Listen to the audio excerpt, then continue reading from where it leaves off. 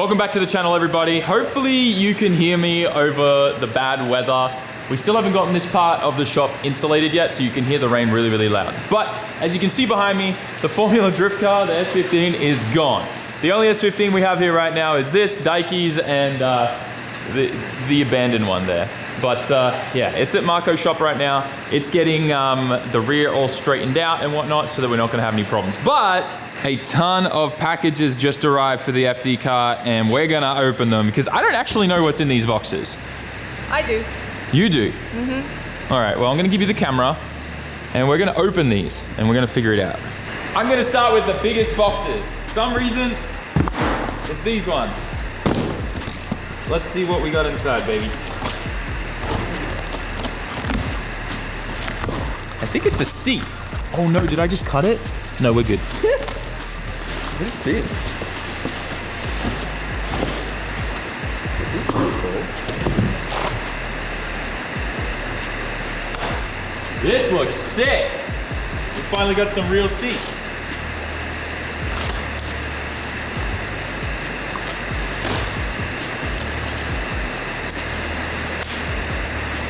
Okay, I like this. That's pretty nice. Oh, this is so much better than those camping chairs we got off Amazon. So I'm assuming all of these boxes are the same thing then.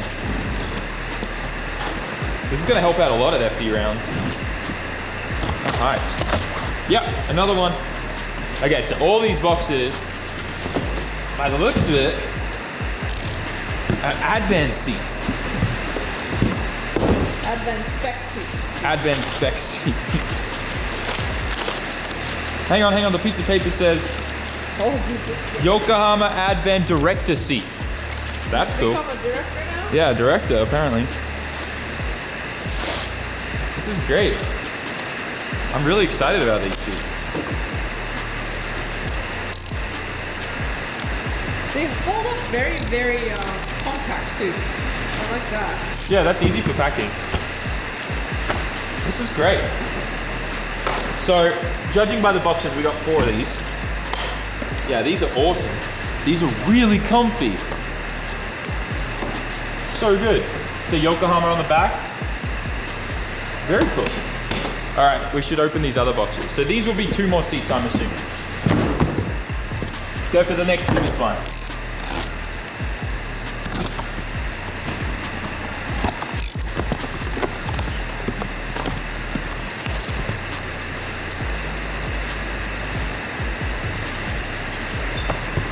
Yo, Christmas just came.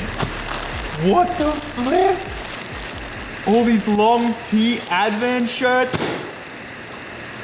suit patches, hats. What is this? Wait, what is? Open that. What is this?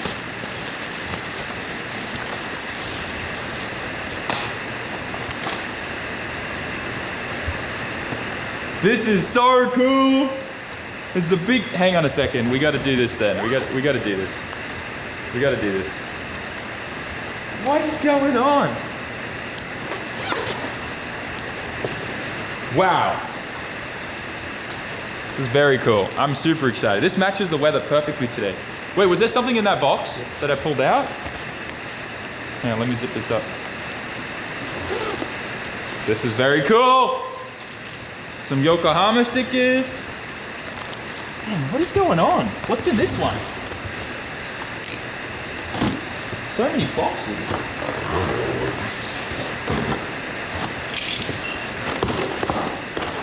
Oh, this is cool.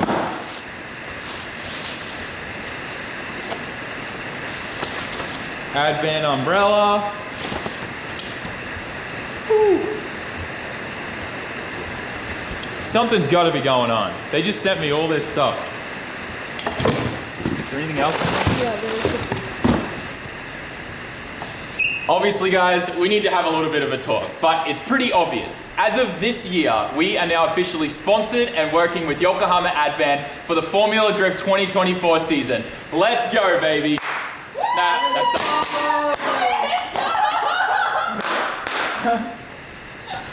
Well, that was a little unexpected, but that aside, obviously, we're working with Advan Yokohama for this season. I'm really excited to develop a long relationship with them. I've been a massive fan of their wheels for a long time. You guys know I like the tri-spokes the most, but definitely huge fan of the GTs and a huge fan of the RG series wheels as well. On that note, we are actually changing our tire and wheel package this year, so let's have a little bit of a technical talk.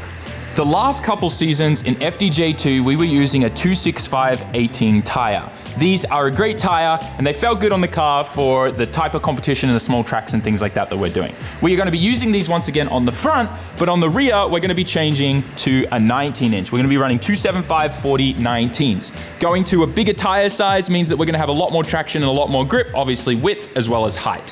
I'm really excited to see what the car's going to feel like, and obviously the car's going to need that because it's going to have a lot more horsepower than it did when I was driving it last season. So this combination is going to help me a lot. Obviously, changing to 19-inch tires in the rear means that we're going to have to also change our wheel setup. We can't run the 18 RGs like we did last year because they don't actually have 19-inch RGs available. So I'm gonna hold out that last little secret. You guys will get to see when the car's revealed and all that type of stuff, what wheel choice we're going with. But if you know me, if you know my color scheme, you can probably guess what it's gonna be. And I'll let you guys guess in the comment section. But that aside, this is somewhat easy to clean up. I thought like confetti was gonna be. 頑張ってね Thank you, Daiki. I'm gonna remember this. The boys are adding some more banners to the wall. Finally got the RB28 one up there. We need a 2JZ one. I just realized I haven't made one for a 2JZ. We got a 1J one, but we definitely need to do one of those. We've been also just cleaning up a bunch of stuff on the shelves and things like that and organizing everything. Trying to get everything ready for when the FD car comes back at the end of this week so that we can get stuff done. We may actually get this shuck-end this week, finally, which means I'll be able to just take this for drives on the street. I obviously have to be somewhat tame with it because we don't want to blow the transmission in there until my new dog box comes for it. So for now, we'll just probably keep this a street car / maybe grip car. We may change the alignment. I don't know. We'll see what happens. I'm so torn with what to do with this car and what its purpose should be, and I want to enjoy it as it is and drive it as it is, because obviously when we do stage 2, that's going to change everything all over again with it. But for now, I'm happy. The RG4s really served me well for the last few years. We definitely scuffed them up a fair few bit, doing a few tire dips and whatnot. These, I actually borrowed these GTs of Shinji Minowa to test fit that the 19 tires were going to work, to make sure that we didn't have to cut the body anymore on the FD car. And man, these are some beefy boys. Hey, look at this sidewall. In comparison to the 35 sidewall on the 265s, this is a chunky boy. This thing thick. I'm excited. I cannot wait. I cannot tell you how much I am excited to run these on the FD car and do a few laps and just feel the difference in the rear end. To give you a perspective, I thought it would be really cool to put this side by side with like the 18s that are on the 33.4 here, all right? Let me show you guys. Going from 18s to 19s is no joke. Look at the difference in height overall. Now, obviously this is a 40 sidewall, so she's thicker than the 35 on that one, but it's just way different. Even like if we go to the S15 here, these are 17s on the front. Look at that difference. What the actual hell? It's huge. Big boy wheels, man. I think the wheel might be bigger than the overall circumference of the 17s and the tiny 17 tires on there too. I think those are 17 40 sidewall 17s. So man, I'm excited. I'm really excited. I don't even know what am I looking at right now? Thank God OSHA doesn't exist in Japan, because I would be in trouble right now. Oh my gosh. Just don't hurt yourself, okay? One of the main issues we had with FDJ2 is obviously we're restricted by tire size and how my car was set up and the power that it made. We were always fighting grip issues in the rear end, obviously. But now that we're in J1, we can obviously up our tire sizing and width to more suit the car and my driving style and everything like that. So another tip for why driving in J1 this year is a win. And on that same note, we got to talk about some other stuff. This corner definitely looks a little better now that we've got a couple banners there. We definitely need something above there though. I have to wait till my Yokohama ad van ones come in and rearrange some stuff. Before we jump into talking a little bit more, this just came in the mail. This is a Japanese PlayStation 2. And it came with these two games. So cool. One of you, this has got to be the coolest fan mail I've ever opened. Second would be all the amazing drawings that you guys send me. This is a really cool note. This guy called Scott, and he said, inside this parcel is a Japanese PlayStation 2 plus 2 games, 2 stickers from D1GP in 2016. These stickers are so cool. So cool. OG Daigo Saito reflective ones. 2016 Ebisu event I attended and some chocolate as there was space to fill. The D1GP game is a piece of drifting history, and I'm hoping you'll preserve it and use it in the gaming area for your visitors that you have planned that you mentioned in the past. Keep up the great content from Scott Winchester. So cool. So freaking cool. Anyways, this will definitely be going in the merch room when the renovations take place. But yeah, very, very cool. And thank you very much, Scott, for saying that to me. If you guys do want to send fan mail, on our website, sammit.net, once you grab yourself some merch, on the contact page is our shipping address here for the shop. You can also just search Sammit HQ on Google Maps. You'll find us there, and yeah, come visit whenever you're here on your vacations. We're open business days during the week, and you can buy stuff from the retail shop, as well as you can obviously send us any fan mail or anything like that, and we open it from time to time. Eventually, I'll do some kind of really big, just like fan mail video when we get a ton of it all in one hit. And that'll go live on the SAMMIT Raw channel. It might be time for a new camera because recently I've been having a lot of issues with this thing, and I filmed a whole bunch of talking and stuff like that after the clip you just saw, but we don't have it anymore. So we're back home in front of my computer where I'm editing today's video, and we're gonna reshoot it right now. But in short, what I really wanted to say is this just makes so much more sense, and everything that I was talking about with the reason why we're driving in FDJ1 this year is not only does it make sense from a driver's perspective in seat time and experience and being able to learn from the pros and all that type of stuff, but also from a financial perspective. Because we're in FDJ1 now, we can actually get tire support. FDJ2 was a locked tire series, and what that means is no one's allowed tire support, even if you could somehow land a deal with Yokohama, because Yokohama was the tire of that we were all locked into. It then wouldn't be fair to the other drivers, so no one was allowed tire support whatsoever in FDJ2, which really, really sucked, because obviously you then have to pay for everything out of pocket. Which is okay, it's the same for everyone, and I think that's fair. But in FDJ1, we're able to obviously, people can have many tire brands and all that type of stuff, and tire support is no problem. So being able to have tire support and to be signed with Yokohama is a huge deal for us financially, and it means that overall, it's cheaper for us to drive in J1 than J2. Now, at the same time, we're gonna be probably spending the same amount of money as we did, but that's because we've grown the team and all that type of stuff, and it just means it's gonna be an overall better experience. So that aside, I'm very, very excited to be driving in J1, to have one of the world's best tires supporting us and being a part of Team SAMMIT. That aside though, what I want to quickly touch on is just how much of a big deal it is for a white guy in Japan to be able to land something like this. Same when it comes to working with HKS, right? I've said this before, but we are essentially the first foreigner in Japan, living in Japan, to be able to work with these brands and sign deals like this and all that type of stuff.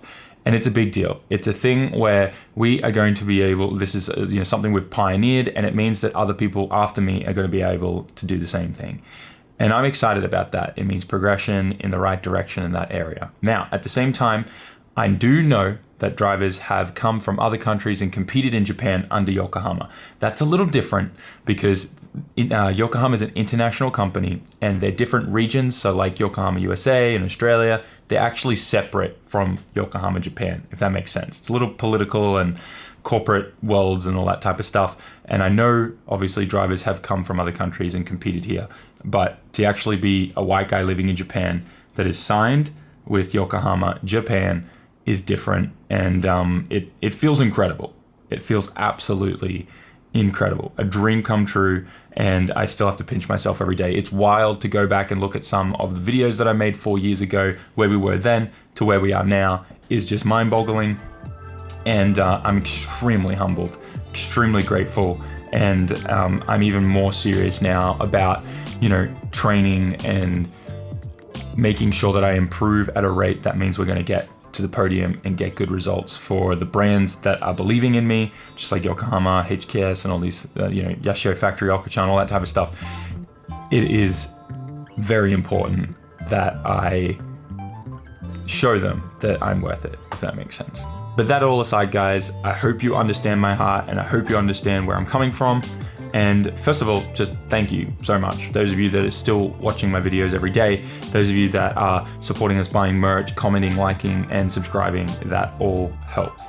I know it's something that just gets kind of looked over and a lot of people say it all the time and all that type of stuff, but I literally wouldn't be here if it wasn't for you guys.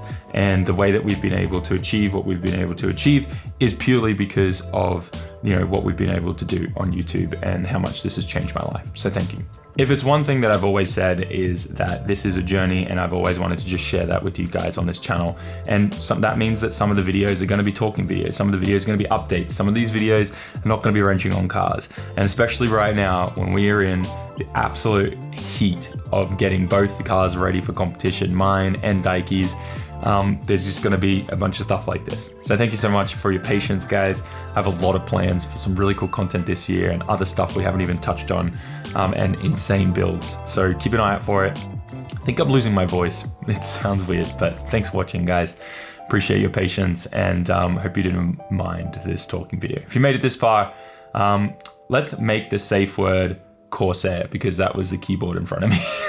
Thanks for watching, guys. Peace. If you made it all the way to the end of the video, I apologize for the thumbnail using these. And you're probably wondering, what on earth are they? I use these as props because I done goofed and completely forgot to take the thumbnail before we opened all the Advan boxes and packed them up. So, yeah, I use these as props for the thumbnail. I'm sure you'll forgive me, and it's technically not clickbait if I show them to you in the video, but these are actually pallets that we just finished packing for a friend, a bunch of parts and stuff like that they wanted to get sent over on a boat, so we helped them out with that. But yeah, there you go. That's what those were. Thanks for watching again, guys. Peace.